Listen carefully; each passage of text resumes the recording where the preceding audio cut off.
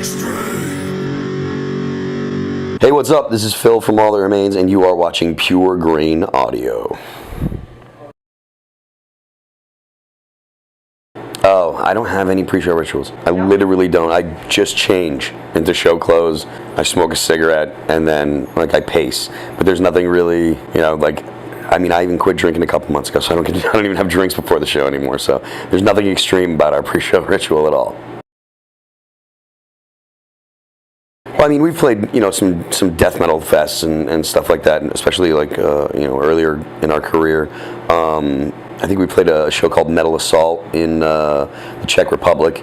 You know, that was definitely just, you know, from beginning to end, you know, brutal death metal bands, and I was kind of surprised that we were there. But, you know, it was a cool show, so that's probably the most extreme show we played. The time we almost flipped our bus. Well, I've covered that multiple times in interview. Actually, we did flip the bus. We took our bus because our bus driver couldn't get into Canada. You know, you send out the tour routing. This is where the bus is going to go. You'd think that the bus driver would, you know the company would know that the guy has to be able to get into Canada. But apparently, this guy didn't. So we were just like, all right, get out of here. So we took the bus and almost flipped it on its side. Had to be pulled out of a ditch. But nothing actually broke on the bus, thankfully, and we got to the show. So South America.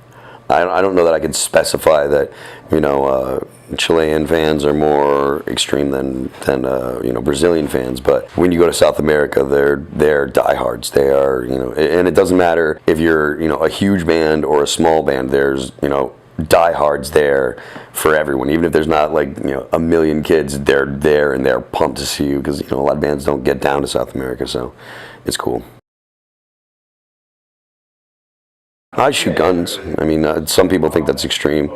I mean, depending on, you know, what type of shooting you like, it can be extremely, you know, slow paced if you're doing long distance shooting, or, you know, if you're just sitting there plinking, you know, behind a table, just sitting there, you know, practicing marksmanship. It's not.